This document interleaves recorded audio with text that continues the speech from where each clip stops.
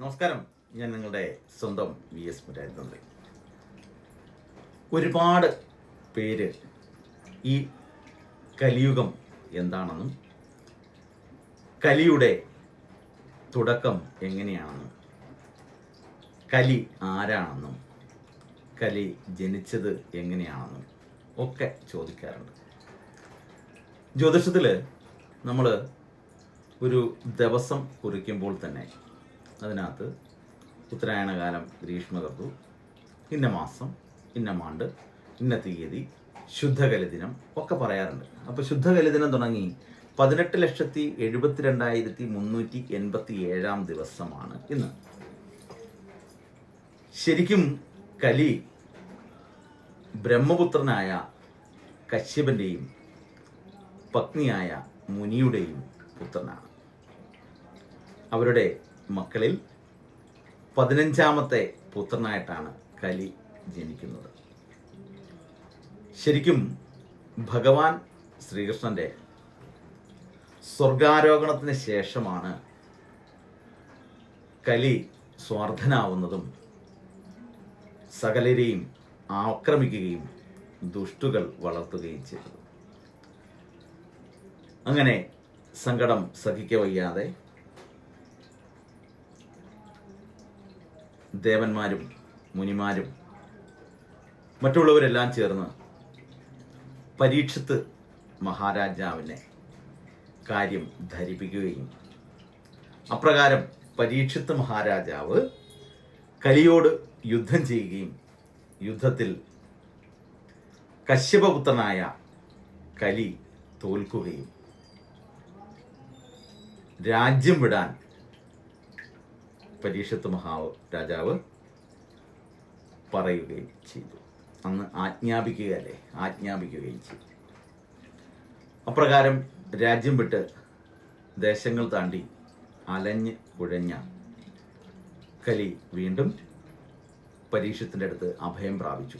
എനിക്കെങ്ങും പോകാൻ സ്ഥലമില്ല, ഇരിക്കാൻ സ്ഥലമില്ല, കഴിക്കാൻ ഭക്ഷണമില്ല, ഇങ്ങനെയൊക്കെ പറഞ്ഞ് പരീക്ഷത്തിൻ്റെ അടുത്ത് അഭയം പ്രാപിച്ചു. അപ്പം പരീക്ഷത്ത് കലിയോട് പറഞ്ഞു, നിനക്ക് 5 സ്ഥലങ്ങളിൽ വസിക്കാൻ ഞാൻ സ്ഥലം തരാം.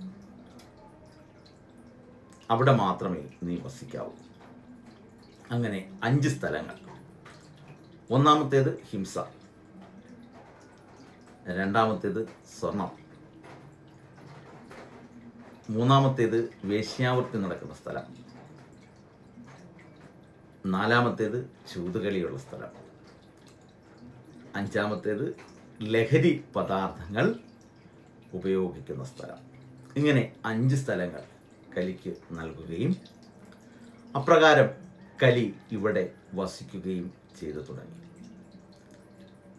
ലോകത്ത് അധർമ്മങ്ങൾ വളർത്തിയും പരസ്പരം ഉള്ള പ്രശ്നങ്ങൾ കലുഷപൂരിതമാക്കിയും കലി തൻ്റെ സന്തോഷത്തെ ഇന്ന് ഈ കലിയുഗത്തിൽ കണ്ടെത്തിക്കൊണ്ടിരിക്കുന്നു. ഭൂമിയിൽ ആകമാനം പ്രശ്നങ്ങളാണ്. എവിടെ എടുത്താലും പ്രകൃതി ദുരന്തങ്ങളാവാം, മറ്റ് യുദ്ധങ്ങളാവാം, വരുത്തിവെക്കുന്ന അപകടങ്ങളാവാം, സ്വമേധയാ ഉണ്ടാകുന്ന അപകടങ്ങളാവാം. ഇങ്ങനെ ഒരുപാട് സംഗതികൾ ഇന്ന് ഈ കലിയുഗത്ത് നമ്മുടെ ഭൂമിയിൽ നടമാടുന്നു. ഭാഗവതത്തിൽ തന്നെ പറയുന്നുണ്ട്, ഈ കലിയുഗത്തെങ്കിൽ മാനുഷപരുഷകൾ ദുഃഖിതന്മാരാകും. അവിടെ എടുത്തു പറയുന്നതാ. അപ്പം ഇതിനൊക്കെ പരിഹാരമായിട്ടാണ് നമ്മൾ പരസ്പരം അറിഞ്ഞും പരസ്പരം വിശ്വസിച്ചും മുമ്പോട്ട് പോകേണ്ടത്. ജാതിയുടെയും മതത്തിൻ്റെയും രാജ്യങ്ങളുടെയും കൊടിയുടെ നിറത്തിൻ്റെയും അടയാളത്തിലല്ല നമ്മൾ ജീവിക്കേണ്ടത്. കലി നമ്മളിൽ എപ്പോൾ ആഴ്ന്നിറങ്ങുന്നുവോ അപ്പോഴൊക്കെ അവിടെ പ്രശ്നങ്ങളുണ്ടാവും. ഒരു കാര്യം ചിന്തിക്കുക, ഓരോ കാര്യങ്ങൾക്കും അതിൻ്റേതായ പ്രമാണങ്ങളും കണക്കുകളും ഉണ്ട്. ഇന്ന് ഈ ഭൂമിയിൽ ബ്രഹ്മപുത്രനായ കശ്യപൻ്റെയും തൻ്റെ പത്നി മുനിയുടെയും പുത്രനായി 15ാമത് ജനിച്ച കലിയുടെ വിളയാട്ടമാണ്. ഈ കലിയെ അവസാനിപ്പിക്കാൻ വേണ്ടി ഭഗവാൻ കൽക്കി രൂപത്തിൽ അവതരിക്കേണ്ട സമയം അടുത്തു കഴിഞ്ഞു. നമ്മൾ ആരും കലി ബാധിക്കുന്ന ഒരാളായി മാറാതിരിക്കാൻ ശ്രമിക്കുക. എപ്പോഴും പ്രാർത്ഥനയിൽ മുഴുകി നമ്മൾ മുമ്പോട്ട് പോകുക.